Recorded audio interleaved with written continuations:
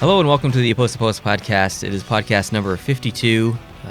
Back here on a Sunday, joining you. And after a very busy night of hockey, we have a lot to talk about. Very busy. 2 nights of hockey, really. Honestly, yes. Yeah. 2 nights of hockey and some really, really good games all around. Yeah, so, really. Lots to discuss. Mm-hmm. Usually we do the... my name's Neil, by the way. This is Brent. Hi, I'm Brent. Forgot to do the introductions. Pleased to meet you. Usually we do the game recaps soon or early into the podcast. Mm-hmm. I'm going to do something a little bit different this time, and I want to just get some stuff that I really want to talk about. Oh. I've been waiting days to talk about this stuff. Okay, The first one's about fighting. Okay? Okay. Now, I had a discussion with one of the Patreon members, and he showed me a site where it shows all of the statistics when it comes to fighting, and specifically team statistics. Right. Do you know who in the league or what team in the league has the most fighting majors? I honestly have no idea. Okay, so these statistics are as of Saturday morning, so they do not include last night's games. Okay. Number 1 is the New York Rangers with 9. Really? Boston is number 2, all right. 7. Buffalo with 6 and number 3. Nashville is actually tied with Buffalo with 6. And in 5th place, Anaheim has 5. Huh. Now, if you look at the other end, the teams with the least amount of fighting majors, what teams do you think will be in that bottom 5? Bottom 5, I would say teams that are a little more delicate. Carolina. Yes, actually, Carolina is in the bottom 5. I would say Florida. No. Tampa. Yes, Tampa Bay is in there. All right. Well done. Difficult. It's certainly, I'm not going to guess Calgary or Edmonton with their bruisers skating around the ice. Correct. I wouldn't guess Vancouver either. Correct. Out west, maybe the Kings. Incorrect. Anyway. There's one team with no fights so far this year. No fights? As of yesterday morning. Arizona, yes. Yes, they have 0. Really? And 27th is Pittsburgh with 2. Okay. 28th is Tampa Bay with 2. 29th is Carolina with 1. 30th is the Toronto Maple Leafs with 1. Really? And Arizona's in 31st with 0. Just thought that was really interesting. There was a team has no fights yet this year. Wow. Is that a good or a bad thing to you? I don't really know. I don't. Because I know you like fighting in the game. I do like fighting. I think it's a bad thing because it's nice to see a fight every once in a while just to show that your team is ready to go. Whether it happens in the middle of the game or at the beginning of the game, it provides energy to the rest of the team. It does. So it's not so much about the fight itself; it's about what the fight means. Yeah, it's about thickening of the plot of the game. Things get more interesting after a fight. I think they definitely do. There is no other event in a hockey game, short of a goal maybe, but there's no other non-scoring event in a hockey game that can change the pace and change the momentum in a game more than a real dust-up like that. I agree. Even power plays can have a big impact on a game, but I think, in my opinion, a fight has a bigger impact on a game. Mm-hmm. Just in my opinion. Yeah. Okay, next up, some rumors out there for you. Nylander, I don't care. I don't care about talking about Nylander anymore. The Toronto media has just gone ham about it, so... At this point, I honestly don't care what happens with Nylander because I'm so sick of hearing about it, and I'm not going to talk about it anymore. Right on. Works for me. That's the last you'll hear from me. Lovely. Panarin is, once again, in the rumors a little bit, and I believe, and from what I've read on the internet and the discussions that I've had with other people, the Islanders are going to be a huge player to try and get Panarin. Makes sense. It does, because he would fit in so well on that team. They've got a big hole to fill still. They do. Yeah. Although they're playing pretty well. Yeah, they are. With Tavares leaving and stuff. Did you hear about the fine? The fine for Roussel? Roussel. I did. Did you see the clip of it? I did. Isn't that strange? It was very strange. Because when I first saw the clip, I thought that it was the grab of the hand on the ear, on Roussel's ear, that was the offense. Then I realized it wasn't. It's just a fist up against his head. Yeah, it was just kind of like pushing against the ear. And then I saw the chomp. Yeah. So that's the maximum they're allowed to fine. 5,000, yeah. 5,000. So it might have been more than that if the maximum were more than that, right? Yeah, maybe. I mean, is that suspension worthy? The panelists on the hockey game coverage that night thought it was. I think it would be I think it based is. on reputation. And Roussel doesn't have that great of a reputation. He's a pretty, No. I don't want to say dirty player, but he walks the line. Mhm. So if I was in charge, I probably would have given him a 1-game suspension. But if it was someone like, I don't know, if it was Ryan Suter from Minnesota, probably wouldn't give him a suspension just because he doesn't have that history of walking the line. So Now, what about Brad Marchand, who's got a history 100%. of licking? So and he's he bit someone's ear didn't he bite someone's ear? it rings a bit of a bell, yeah. I thought for sure he bit someone's ear Yeah. last year or the year before. So he definitely would get one. Oh, absolutely. And I think Roussel should have as well. It's there's all kinds of badness here. It just says bad things about the game. It's unhealthy. Mhm. A human bite, you won't get rabies from it, but you can get stuff. You can get stuff. You can get stuff. Hashtag get stuff from a human bite because there's all kinds of bacteria flying around in there. Yeah. And with all the sweat and stuff, and it's just why? I just don't understand it. Like I just don't get it. Whatever. I don't either.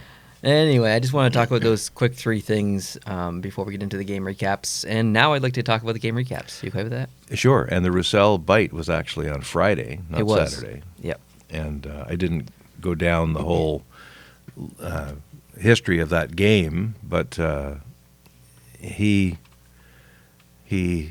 that was I think the second time he got a penalty in the game. The first one was just more of a hockey play. He was upset that game. He was Yeah. very upset. Yeah. Yeah. So the Friday night games, the Jets played Minnesota, and Minnesota had an unbelievable comeback there in that third period. It was incredible. Scored 4 goals and won the game. Edmonton lost to Anaheim 2-1 in overtime with a very interesting play from the Anaheim Ducks. A very sneaky line change. That was amazing. It was amazing. It's almost like a football play or something. Like it's just it. Yeah. Sometimes there's sneaky plays in football like that, and you don't see it in hockey.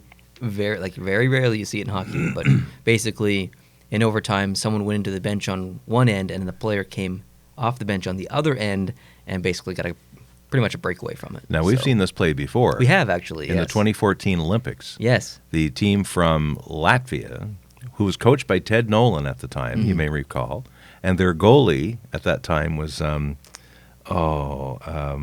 it's kind of Kristers Gudlevskis was the Okay. goalie, and he was unreal. Oh, yeah, it was against Canada. It was against Canada, Yeah. and he was standing on his head. He had like 49 saves or something crazy like that. It was Yeah. nuts. Canada ended up winning the game. Carey Price was in that for Canada. Yeah, they barely won though. You know who scored the winning goal? No. Shea Weber. Did he really? He did. But that was an amazing game because Ted Nolan pulled a trick, and the same thing that Anaheim did. It's overtime, folks. You've got 3 players on each side, plus the goalie back in the net. And Anaheim iced Getzlaff, Silverberg, and Montour. And the play went in the Anaheim end. Silverberg went off. Of course, you reverse direction, so you're playing from the wrong end of the ice. Exactly. In the fourth, all the even periods, you have the long chain. Yeah. So Silverberg goes to the near bench right at the red line. Meanwhile, Ricard Raquel comes out the other bench on the blue line, and he's already behind Yeah. the defenseman, gets the puck, goes in and scores. Yeah. And it was a fantastic play It was and awesome. smart, well done. The next game was was Montreal against Buffalo, and Buffalo won 3-2 into overtime, continuing their streak up to 8 games at that point. St. Louis beat Nashville 6-2. So after that coaching change, they get in that win column a little bit. Ottawa was 4, Dallas was 6 in the final game. Dallas had 54 shots in that game. Good grief.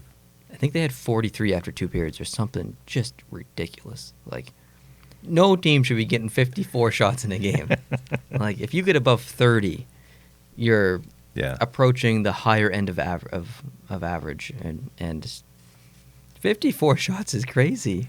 Yeah, that's almost 2 games worth of shots. Yes. Really. 10 shots a period is the standard, typically. Teams will end up with about 30 shots apiece in a regular end-to-end hockey game. Yeah.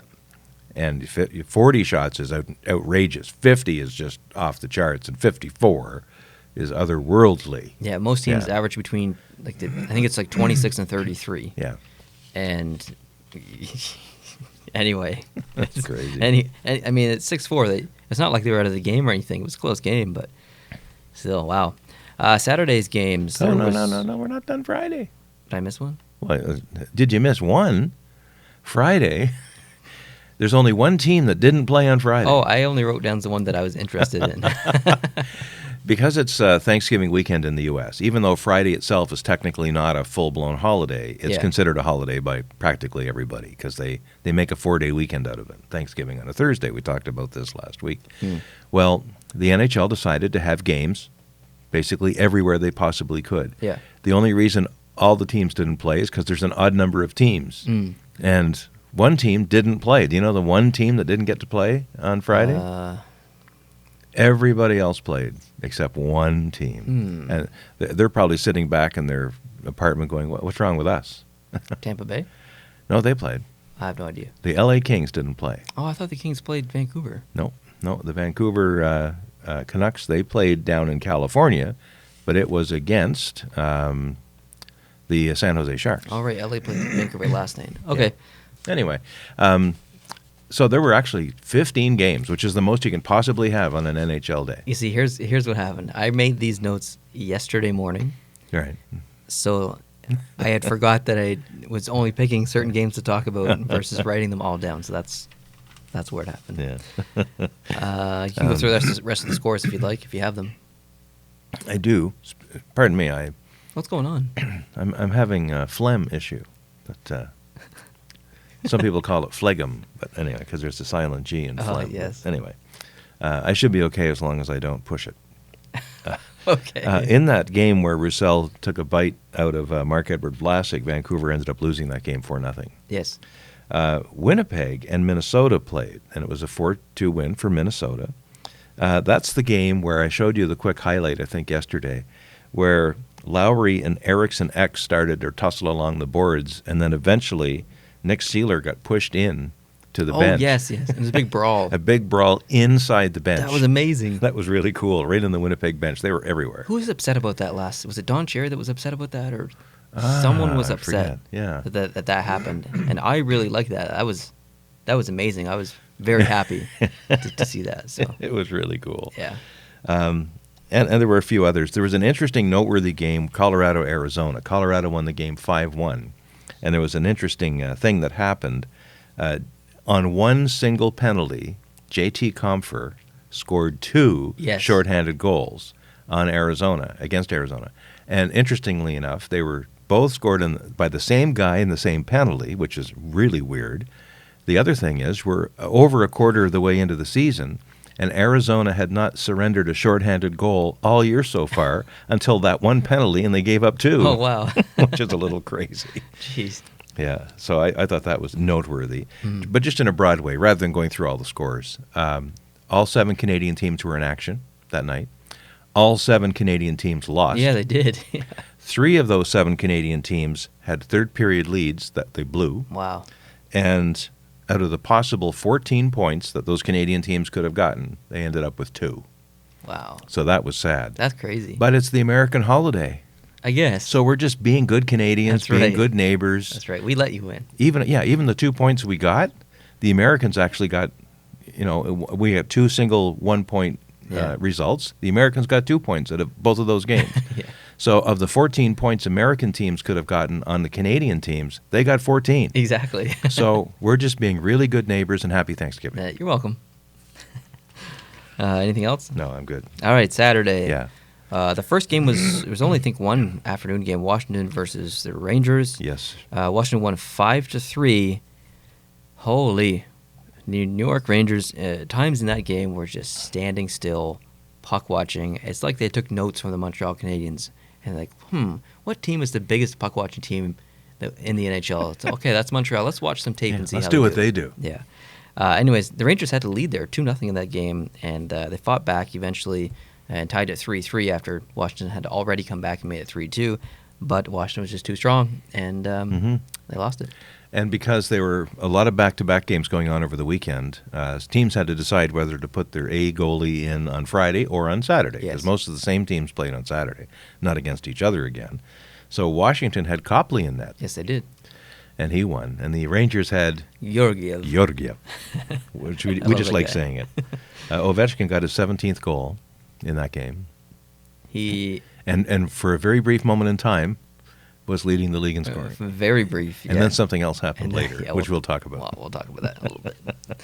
Actually, we'll talk about it right now because the next game on my list is Winnipeg versus St. Louis. Winnipeg won 8-4, and Laine got 5 goals. 5 goals. 5 goals. That's crazy. Do you know the last player to do that?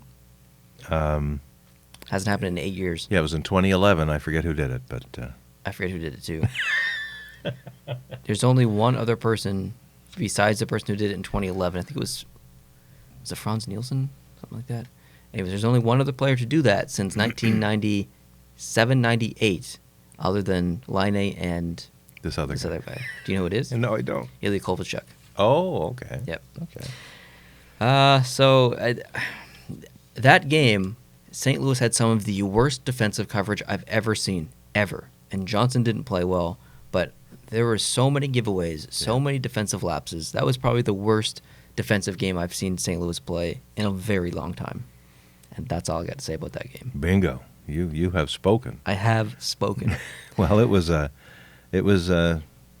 I guess Johnson eventually got tagged with the loss in that. But did he start the game for the Blues? He started the game. He let in 6 goals, and then they brought in Allen. Yeah. Okay. I think Allen made. Allen had 11 shots. He made 9 saves.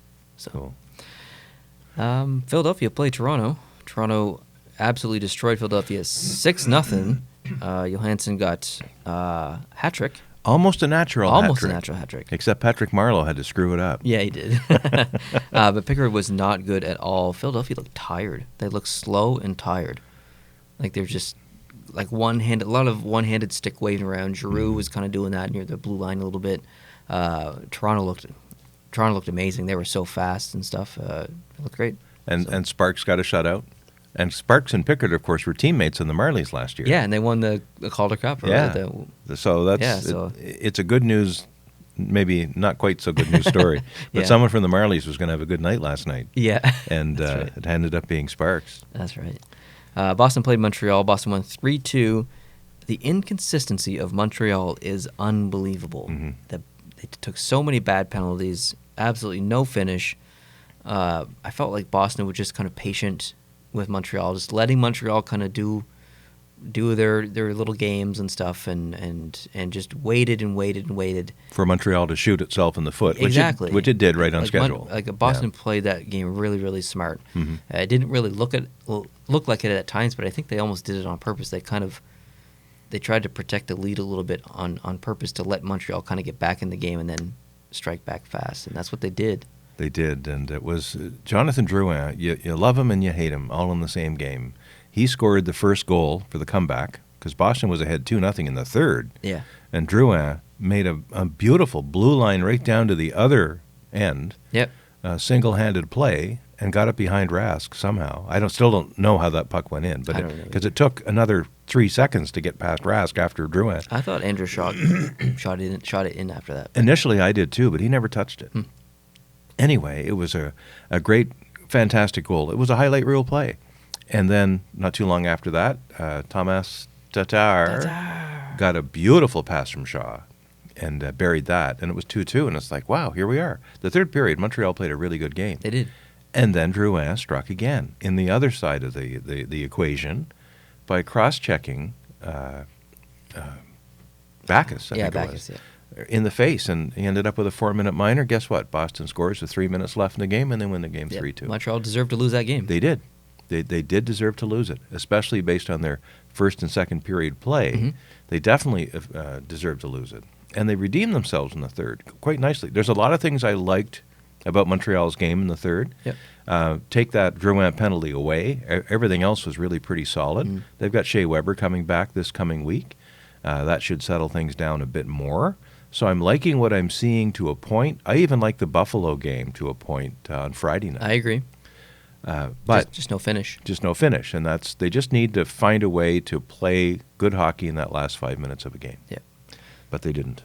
And I thought that one of the best players on the ice on both sides was Tuukka Rask. He was amazing. He made some unbelievable saves. So great to see him get his I believe, 6th win in a row in Montreal. Mm-hmm. That's what they said. So it's good on him. Yep. Next game was the Buffalo-Detroit game. Buffalo won 3-2, and Skinner and that Buffalo team continued to play like, I'll say it, a Stanley Cup contender. I can't believe it. But guess what? Guess what team is on the far left of the shot here in this background? The Buffalo Sabres, who currently, as we're filming this, hold first place in the NHL. The entire league. The first time since 2006, 2007, I believe, when they started that season winning 10 games in a row. Their franchise record is 10 games in a row. They're at 9 right now, 9 wins in a row. They can tie it, I believe, I can't remember who they play next, but they can tie it and then have the opportunity, obviously, to set a franchise record. Allmark last night was crazy. Some of the saves that he was making last night was just unreal. I'm so happy for Buffalo. So happy for their fans. That's a fun team to watch, guys. If you haven't watched any Buffalo recently, you have to watch them, especially on the power play. That's a top-notch power play. So it's a joy. They're hosting San Jose on Tuesday night. Tuesday night. That's the next game. Make sure you guys watch that game. That's probably going to be a pretty good game. They are so much fun to watch. And Skinner it's just lights out. Yeah. I always thought he was a great player when he was with Carolina. And to see him in Buffalo what's wrong? I'm just waiting to say something. Oh, okay. I thought you were No. You're looking at me as if, what did he say that for? No, I'm just waiting to say something. Okay. I think he's the best skater in the NHL. He's quite something because he used to be in figure skating. Really? A lot of people don't know that. But there's actually footage of him as a figure skater out there on YouTube. You can find it. And he did that before he played in the NHL, so good on him. I remember back when you were in minor hockey, we had you in power skating. Power skating. Which was, I think, taught by the figure skating coach, It was basically right? figure skating, Yeah. but with hockey skates on. Yeah. So that was pretty cool. Yeah. That made me a really good skater. If I wouldn't have been the hockey player that I was. Not that I was good, but I wouldn't have been the hockey player that I was without power skating. So it makes a difference for sure. Mm-hmm. Chicago played Florida, and Chicago won 5-4. In overtime. Did you see when they scored that tying goal to send it to overtime? No. 0.08 seconds left. Oh, no, really? In the game I didn't see that, no. to send it to overtime, and then they won. But on the Florida side of things, I think Hoffman is the best thing to happen to Florida in a very long time. He's incredible. He's having a great year. And not a lot of people are talking about it, including us. This is probably the first time we've mentioned it so far. Yeah. I've kind of been just waiting for him to slow down a little bit, but he really hasn't slowed down that much. He's been playing really well, so that's very positive news for the Florida Panthers. And a very important win last night for Chicago. It's a team that's been pretty inconsistent the past basically 16 months. Mm-hmm. And last night's win will go a long way for team camaraderie and growing chemistry and stuff. That was a big win for Chicago. They really needed that win. They were behind 4-2 when that third period started. Yes, they were. Yeah. That's a big comeback. Good for them. Yeah. Carolina played the Islanders, and the Islanders won 4-1. Greiss was unbelievable. That team really proves how good it can be with good goaltending. Like, some teams they're kind of like Montreal back in 2014. Not the best team, but got amazing goaltending and had success because of it. Some teams have really good teams, but not that great goaltending. Philadelphia is an example of that. Mm-hmm. When you get good goaltending and good play up front, you can really see what a team can do. And last night was a good example from the Islanders. They played really well. Greiss was great.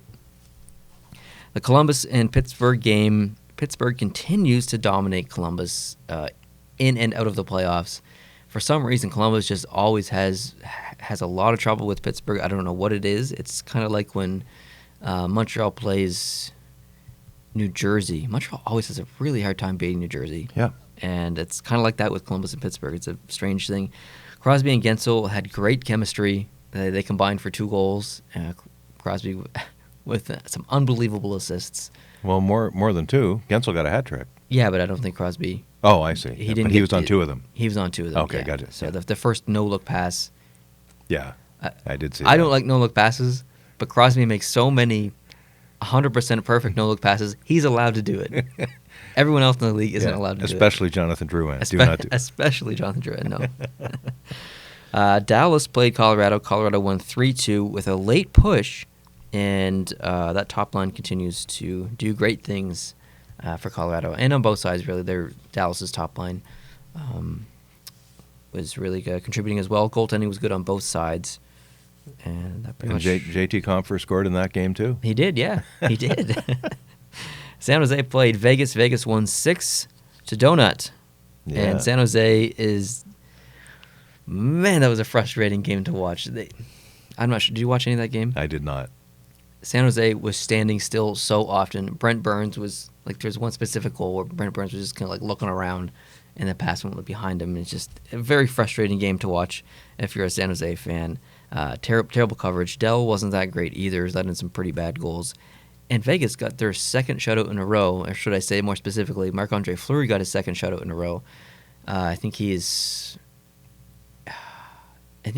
won all 4 games this week, if I'm not mistaken. Wow. That he played. I'm pretty sure I have some notes on that later, but just off the top of my head, I think he won all 4 games. And leading scorer on Vegas in that game was? Max Pacioretty. 2 goals. Yep. Now he's up to 8. Is he up to 8? I thought he was up to 9. 8 according to cool. Good for him. my information sources. Yeah. So Vegas is starting to play pretty well. That's actually why I wore the Vegas jersey and Vegas hat. Starting to play well. Mm-hmm. Or they had a good week. Vancouver played Los Angeles. Vancouver won 4-2. Both teams just giveaways and standing still. It was a very frustrating game to watch on both sides. From what I saw, I didn't watch a lot of this game, but when I did tune in, a lot of standing still, a lot of one arm stick waving. So I'm sure those teams, even though Vancouver won, I'm sure they got a good talking to after that game. Vancouver has now played 26 games, and they have 24 points. But of those 26 games, 17 have been on the road. Wow. Yeah, 17. Only 9 at home. So they've played 2/3 of their games so far on the road. And I think there was other things scheduled for the Vancouver Arena, so I think it's on purpose. But Vancouver has got a lot of home games coming up. Yes, they do. As they wind up the season or get into the third and fourth halves of the seasons, or not third and fourth halves. Yeah, Have more than 2 halves, people. I meant quarters. So Vancouver, they're not in the playoff picture at the moment, but they're knocking on the door. Yeah. And they've got a lot more home games coming up than any other team in the league. Like the next highest team for road games has got like 14 or something. So Vancouver's way up there. Interesting. So it's nice to see them get one on the road because they've had a rough couple of weeks. Yes, they have. Ooh. They have, unfortunately. Yeah, LA got an interesting goal though from Matt Luff, rookie. That was a nice goal. It was a beautiful goal too. He that's skated a highlight down reel the goal. right hand side and just and timing and He everything. did the fake shot and then a pull to the other side, then a pull to the other side. And Showed great patience. Yeah, it was a really good goal. And that's his 3rd straight goal in a game. So is it really? he got the goal in the game before and the one before that. So all of a sudden he comes right out of nowhere. He was a star in the OHL, but he was never drafted. He's 21 years old. No one ever drafted him. And LA just picked him up as a free agent, just gave him a chance, and all of a sudden, boom, he's lighting the lamp. So that's awesome. Good for him. Yeah. Today's games, Calgary plays Arizona. Would you like to make a prediction on that game? I'm going to predict Calgary, but I tell you, did you check our predictions from last week? Oh, they were bad. They were terrible. Yeah, they were terrible. They were real bad. So I'm predicting Calgary. So if you're an Arizona fan, you can take it easy. You guys are probably going to win tonight. I did. I went 70% last night. I was predicting on our Discord server for the first time. So I got 7 right. I got 3 wrong. That's actually pretty good. And this game even though it's the Sunday night game, usually, it's not Sunday night this time. It's an afternoon game because in Canada, our Super Bowl is going on. Yes. Our Grey Cup. So that's happening this evening, and therefore the normal evening hockey game that they try to carry on Hockey Night in Canada comes back into a... You're going to watch that, eh? Probably, yeah. The Grey Cup or the hockey? Both. I'll watch the hockey. I'm not so sure about the football. Why? Because Montreal isn't in it? Well, yeah, that's something I'm getting used to. Yeah. But maybe. The Grey Cup games are always interesting. I will flip in once in a while. Yeah. If it's close, I'll probably hang in. The last quarter, I likely will watch if it's within 10 points. Mm-hmm. But if it's another blowaway, I probably won't bother. All right. Yeah. The next game is New Jersey versus Tampa Bay. Any predictions for that? It's pretty hard to bet against Tampa Bay. I'm going to bet on Tampa Bay as well. Yeah. Anaheim versus Nashville. Nashville. I'm going to Anaheim. Are you? Yep, I'm going to Anaheim. Nashville is 8-3-0 at home and 8-3-1 on the road. Anaheim is not that great on the road. I think they're 3-6-1 or something like that. But I got a good feeling about Anaheim tonight. Really? I got a real good feeling. So I'm not taking the typical choice here. I'm going with Anaheim, feeling good. All right.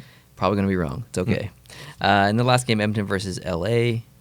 It's pretty hard to bet in favor of L.A. these days. Yeah, they haven't been played that great at home. I think they're 2-8-1. Yeah, and they're playing back-to-back games. They played last night, and here's Edmonton coming into town.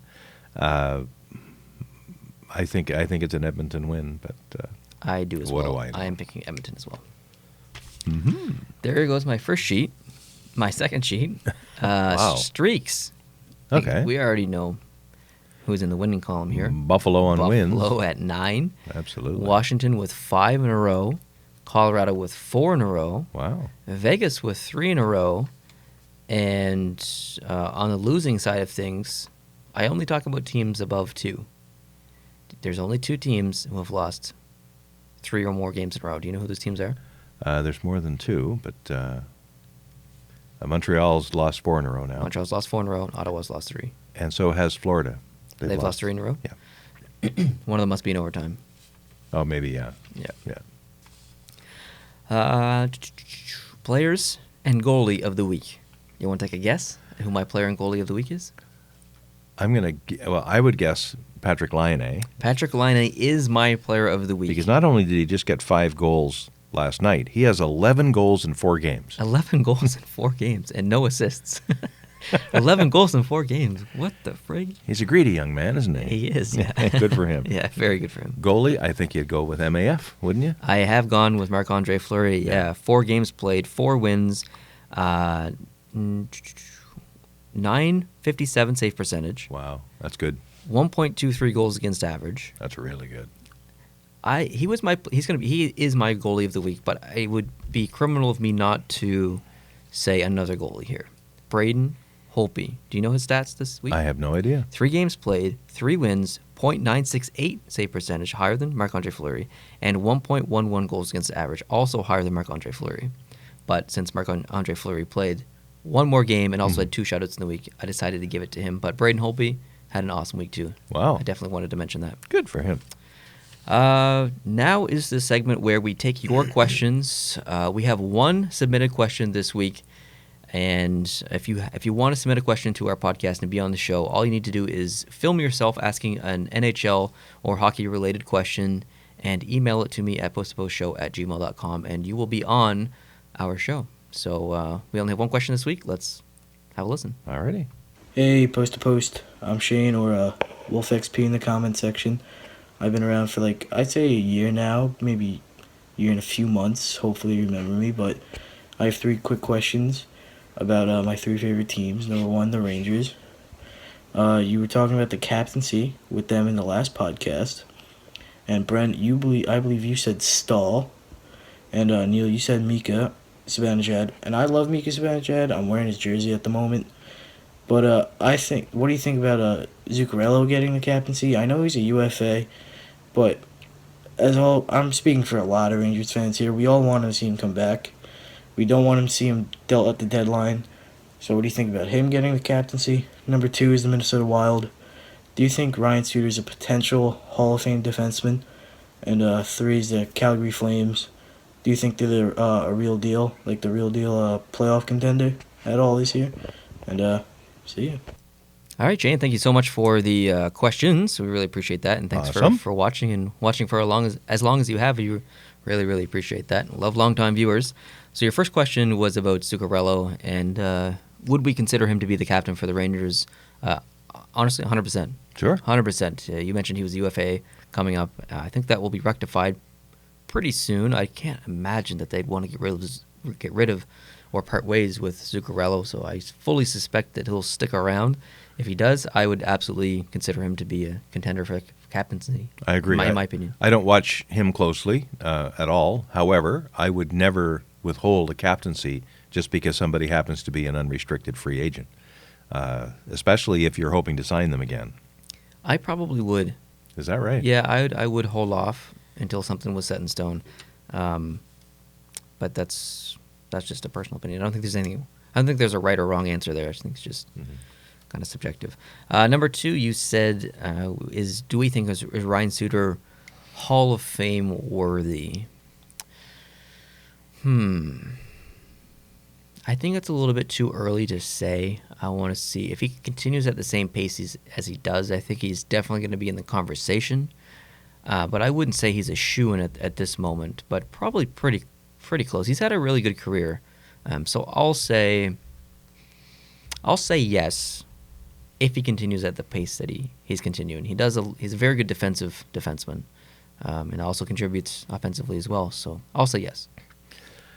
When you're on a team, unfortunately, in his case, he was with Nashville before they got really good, and now he's been with Minnesota, and they get in the playoffs. But when I think of Hall of Fame, I think of someone who can elevate their team to a championship.